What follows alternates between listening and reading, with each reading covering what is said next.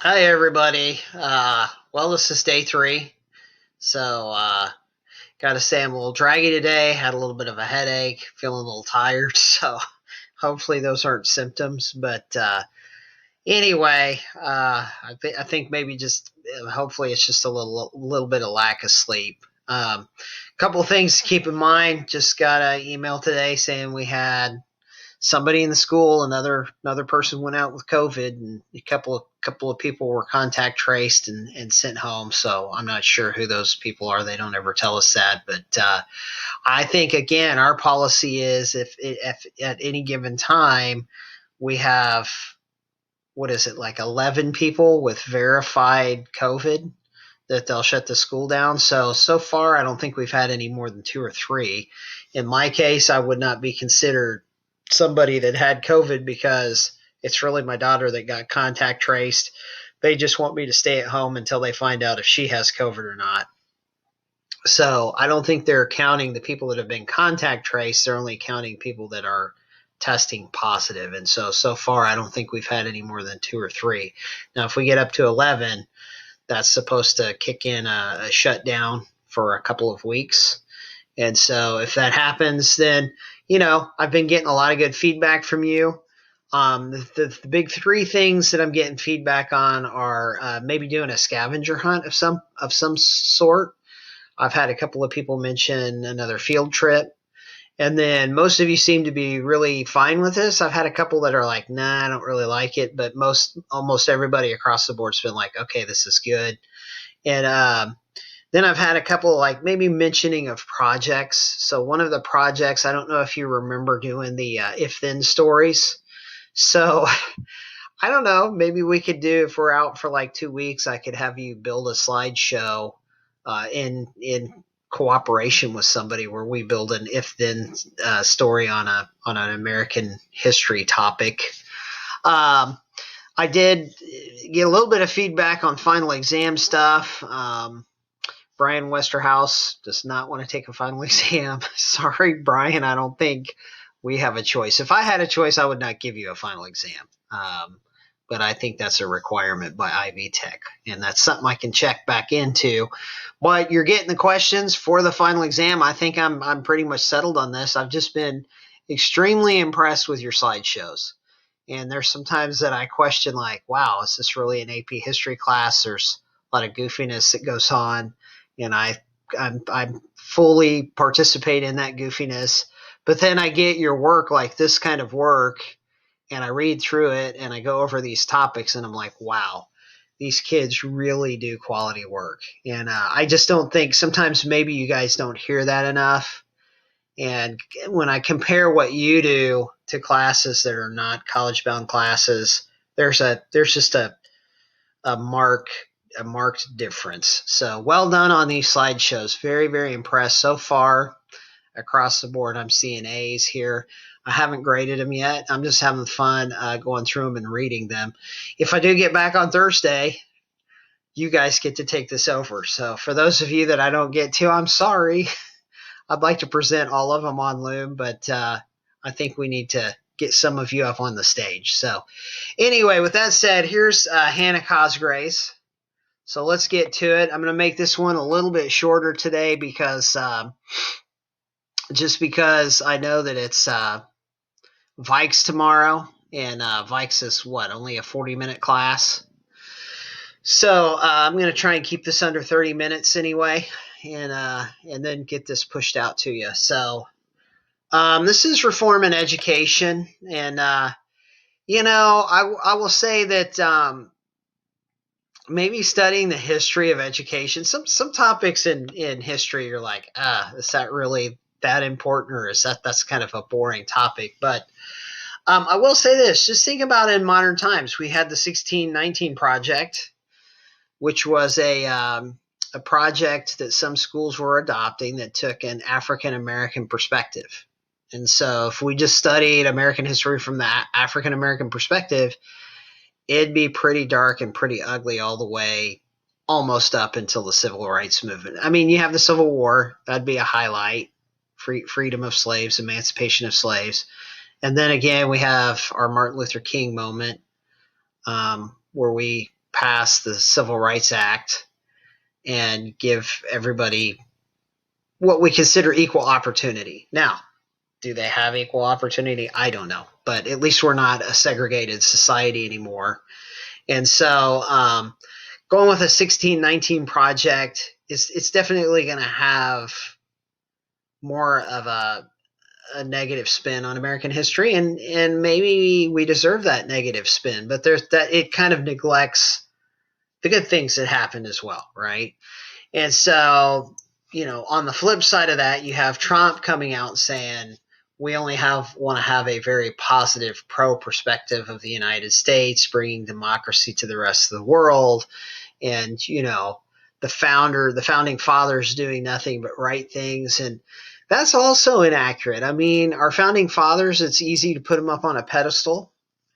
They did do a lot of great things, and they made, they laid the building blocks of our country, but they were also human beings that were fallible.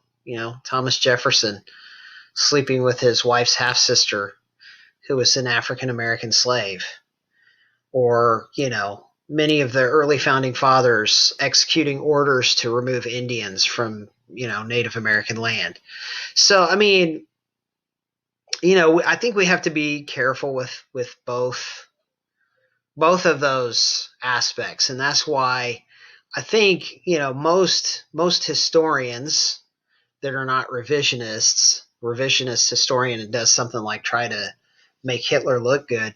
Most historians are going to try to give a multiple perspective approach because, the same event happened. We're just going to have different views of it, right? And so, they're all probably true to a certain degree. And so we have to be careful if we want to really kind of get to the truth. We have to be careful about this is the fact. Now let's look at it from all these different perspectives. All right, so education played a role, just like what we were talking about. You got Trump on one side, you got the 1619 Project on the other side. They both have a perspective they want to teach. They're probably both right about those perspectives, but they're not given a full picture, right? So that's what we're talking about when we talk about history and education. Who decides what you're getting educated? And is it right? I mean, for a long time, I don't know how you feel about evolution versus creation, but for a long time in public schools, we only taught creation. And so now our science programs are built around Darwin's theory of evolution. And, there's big battles in education over that kind of stuff. All right, so who? Horace Mann, the most influential leader of the public school movement. Catherine Beecher, Emma Willard, established schools for women. And I believe that's Horace Mann in the picture. Yeah, anytime you take education courses, people talk about Horace Mann, and there's the Horace Mann School of Education, and there's elementary schools named after this guy. He's considered to be the father of American education. Okay, what? Reformers attempted to provide free, tax-supported public schools for better education in America. Mann reasoned for state supervision of local schools. Standardized school calendars, school funding, no physical punishment, and training for teachers. What? No physical punishment? You mean we can't beat children? Shoot. Mann persuaded state legislatures to set aside funds for free public schools. Okay. So, initially, the way the early government did schools was they handed out land to settlers, and they would hand it out in sections. So you could go out and purchase so many acres. So there'd be 160 acres or 320 acres per section, right? And so, as you're going out and you're purchasing farmland, you could purchase several slots of land in what they call the township. So maybe some of you have heard of a township before, but a township has 36 sections in it. And each section, I want to say, has 160 acres, but we'd have to fact check that. What they wanted to do is set one of those sections aside to provide for schooling. So the resources from that 160 acres was to go to support a public school for all the pioneer families in that township. Okay, when? During the public school movement beginning in 1852 and it ended in 1900. So that what I just explained to you predated the public school movement. So Horace Mann's big theory was that, hey, here we've got all these like rough pioneers and cowboys going out and getting drunk and shooting each other up in the streets. What we need to do is have an educated electorate. And what's more is if we can get these kids in school that are out causing problems in society, we can educate them and give them a better life. So all over the nation, the public school movement occurred. Catherine Beecher and Emma Willard organized schools in Connecticut, Ohio, and New York. After decades of tax-supported public schools, it became the new norm in America, and the percentage of school-aged children attending school was more than doubled. Education would provide the economy with skillful and knowledgeable workers. So that was really their goal. They wanted educated citizens, and they wanted a skilled labor force, right? So many were given jobs in the public school system. Who was the most influential leader of the public school movement? Catherine Beecher, Horace Mann, Garth Wilkinson James, Emma Willard. You'll have to flip back through this slideshow to figure that out. So here we go. Good job, Hannah. And let's move on to our next candidate. Our next victim would be, I believe, Hunter Folks.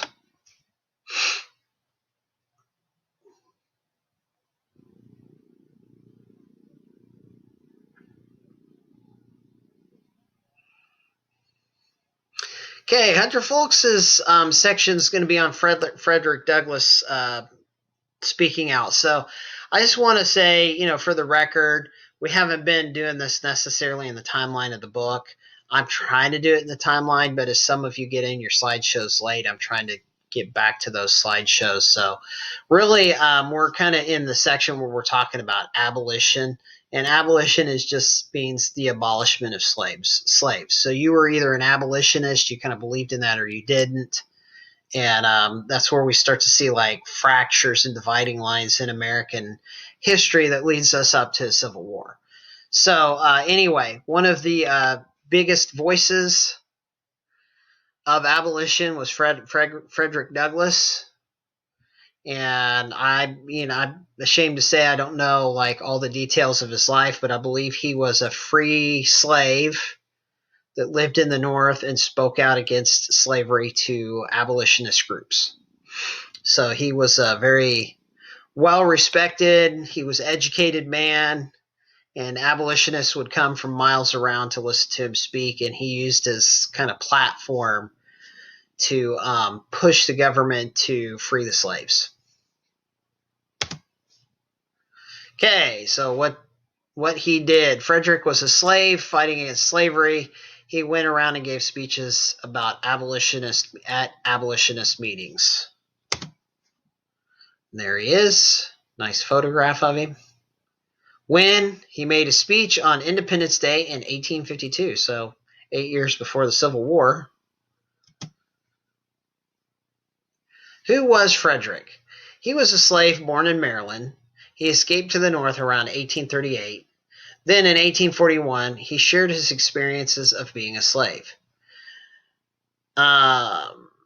Because of this, he later became a speaker for slavery and abolishment, or for slavery abolishment, right? So I probably, he escapes to the North probably with the help of the Underground Railroad and some abolitionists. And then as he begins to speak, people recognize that, hey, here is a man who's been educated. He was educated, I think, by the slave owner's wife. Maybe he was a house slave, and she took to educating him. And when he went north, people realized, hey, here's a well-read African-American man who's had experience with slavery. Let's find out, from him what he thinks about this. And then that's when he started giving speeches. So where was he born? In Maryland, and then he moved north. There's a map of Maryland. Question, where was Frederick Douglass born? Maryland, Wisconsin, Washington, or China? Okay, very good. Our next slide goes to Kylea.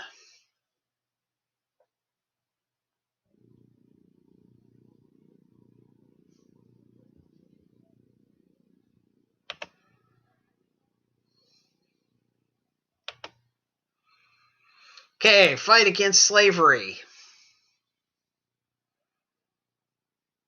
So you're going to see as we kind of get through these chapters that more and more we focus on, the abolition of slaves, how Congress tried to compromise on that, the different compromises, and then ultimately what ends up to two sides kind of getting entrenched. One side saying, hey, we have to have slaves to make our economy work. The other side saying, no, that's morally and ethically wrong. You can pay for laborers. You don't have to force them to work for free. So, we'll look at that as we move forward. I think probably some of your sections will start talking about things like the Missouri Compromise, where they actually tried to kind of push back on slave forces and say, hey, let's limit the area to where slavery can happen. And so there was some honest compromising, but sometimes, I guess what I would say to that is, if you're compromising with the devil, is that really a good thing? And so eventually that does lead to civil war, right? All right, The Fight Against Slavery by Kylea Garling. Who? William Lloyd Garrison and enslaved people. Oh, I'm going to move myself. Okay, what? In the early 1800s, a growing number of Americans opposed to slavery began to speak out. They wanted slavery abolished. They became known as abolitionists. Okay, that's where we get the term. The most influential abolitionist was William Lloyd Garrison. In 1831, he began publishing an anti-slavery newspaper. This was called The Liberator. Now, see, I wonder, now if that would have been considered like a really liberal, progressive newspaper, and if people in the South were enraged by that, calling these guys things like snowflakes or alt-right. The truth is, a lot of the early abolitionists were Republicans. That's where the Republican Party gets its start. So, now that kind of changes as time goes on, and the Republican Party ends up supporting segregation in the 1860s, which caused kind of a fallout between the Republican Party and the slaves, or I'm sorry, not the slaves, the African Americans, the descendants of the slaves. Okay, so in his editorial, Garrison used dramatic language to attack slaveholders. Garrison favored emancipation, which means the freeing of the slaves. He also believed that African Americans deserved full political and social rights. So he was all about all men are created equal, right? Ultimately, what his perspective is the one that wins out, right? That's the America that we have now. So this is the first guy that's really calling that out in these newspapers. Now, he's attacking a pretty powerful group of men, because the guys that had large plantations had a lot of money, and those men were able to fund political campaigns and get their congressional candidates in the Congress, in the Senate, and get their ideas entrenched in there. And that's where we get, we always see that. You get these rich, powerful men that are able to establish their ideas within the Congress. A lot of times there's a backlash to that. In this case, we had such an entrenchment of ideas that it leads to civil war. So where and when did this happen? This happened during the 1800s in Boston. So why and how the abolitionists put pressure on the government? Hey, it's ethically wrong to sell slaves. There's a picture. Look at that horse market. Slaves, horses, and other cattle to be sold at 12 o'clock. Yeah, it's really sad. I mean, they broke up families. Keep in mind as we look at this picture, who's getting sold. In Malachi's, I think they said what 33% of children were being sold. So they're probably going to sell off these children, maybe even the mom, and separate these families. So that might have been one of the greatest tragedies of slavery, is that they would separate families and sell off the children as slaves. Okay, what year did Garrison begin to publish his anti-slavery newspaper? 1829, 1831, or 1824? And let's see. How much time do we have here? Okay, I'm going to go at least one more, maybe two. And then we're going to try and we're going to call it a day here. So let's go with Lindsay's. We'll do the Underground Railroad at least. And if we got a little bit more time, we might do one more. Or we might stop here. So it seems to be like I'm getting through about 4 of these a day. Underground Railroad leads to freedom. I was talking to Lindsay a little bit about this, and I'm wondering where the closest Underground Railroad house is to Monon. And maybe if we do another online field trip, maybe I can look up where the closest Underground Railroad is. I know where they are on the east side of the state because I grew up on the east side of the state, and there's some big ones around the Richmond area. And some of the leading abolitionists in Indiana were called Quakers. And sometimes you can find their churches. I think there's maybe some Quaker churches in Lafayette. They're called the First Friends Church now. But they have a big college called Earlham College in Richmond, Indiana. And they were really big into the Underground Railroad movement and had some houses on that side of the state. But I'm guessing there were probably some houses around here. It would not surprise me if there were houses in Lafayette and maybe even Monticello. But that's something we could check into. So the Underground Railroad was, I'm going to say, the kind of the passive-aggressive move that abolitionists were making. What they did was they tried to put together a series of houses the slaves could escape to. And word kind of traveled, it was by word of mouth. And you would have experts that knew which houses they could go to hide. And so at the same time, you had militias. So remember we talked about the Second Amendment and what the Second Amendment was, what they were arguing about in the Second Amendment during the 1800s. The argument in the 1800s is, hey, we need guns to keep our slaves in place. We need to keep them in line. We need to be able to form police forces and militias to track down escaped slaves. So it's kind of interesting how perceptions over time changed over the Second Amendment. But the Underground Railroad was kind of a counter to those militias, and it was an abolitionist move to try to undermine slavery.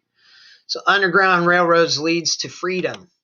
So, most of these slaves either tried to escape to northern states, and then as they had slave hunters become more prominent in the northern states, they just started going to Canada. So we've got African Americans that are Canadians. I mean, remember, Canadians are Americans too. This is North America.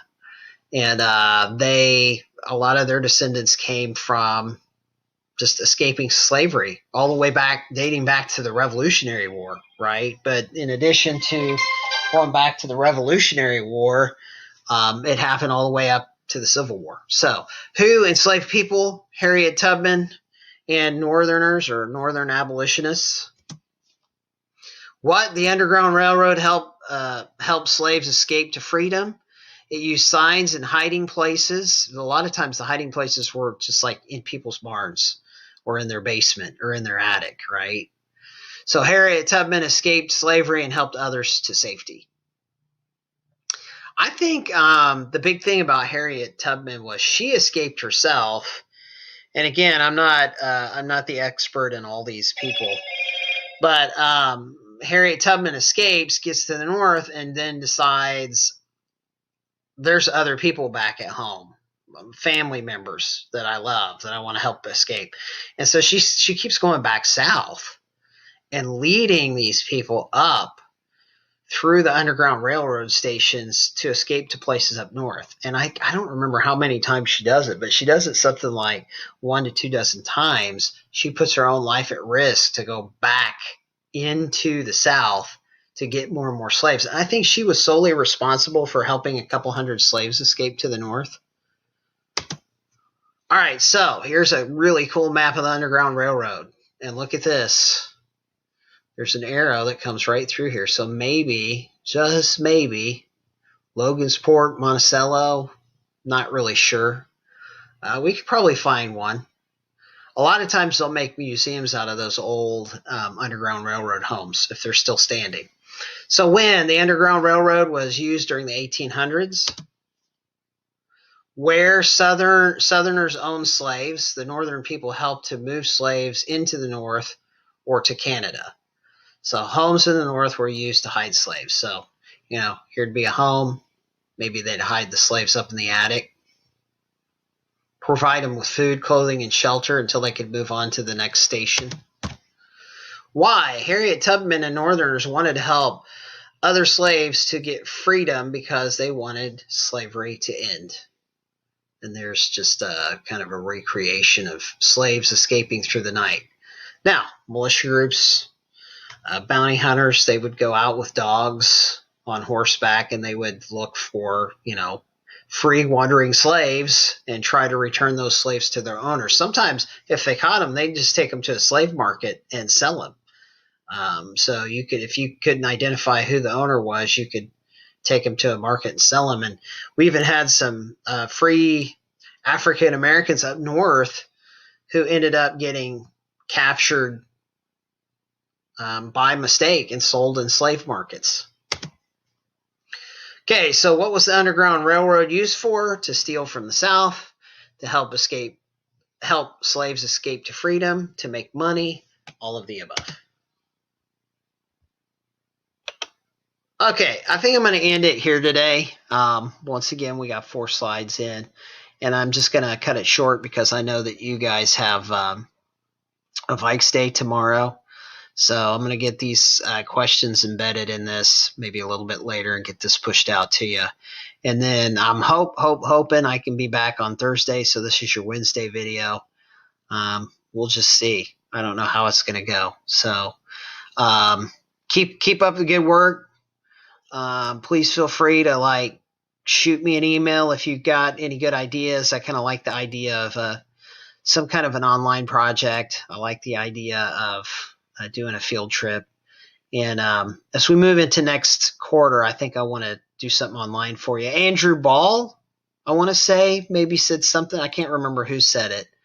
I don't remember if it was Andrew or not. Somebody mentioned something about the Oregon Trail. Yeah, I think we should take a day and do that. That'd be fun. All right, guys, we'll see you hopefully Thursday. And if not, I'll put another video together for you. Take care and good luck.